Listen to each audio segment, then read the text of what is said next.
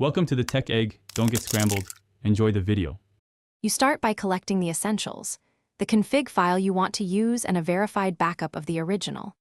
First, open your file manager and navigate to the Codm config directory. Once there, copy the existing config to a safe folder or cloud. Make sure the new config matches the game's expected file name and file size so the client accepts it. If needed, set file permissions now. This prevents permission errors later and keeps the game stable when you swap files. Next, you replace the file. Stop Codm completely and paste your prepared config into the game folder, overriding the original. Once done, check permissions. Owner and app should have red/write access.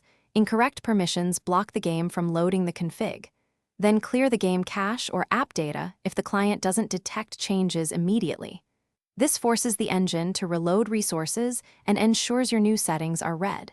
If you're using a modified signature, sign the file. Finally, launch Codm and verify your changes by testing controls and HUD behavior. You should see the differences instantly. If the game crashes or reverts to defaults, stop and restore your backup, then inspect the file size, name, and permission settings.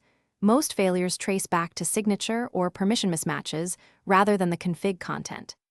As a troubleshooting tip, always compare timestamps and use a file inspector to confirm the game can open the file. That single check saves minutes of guessing. Thanks for watching. Consider subscribing if I helped unscramble your problems.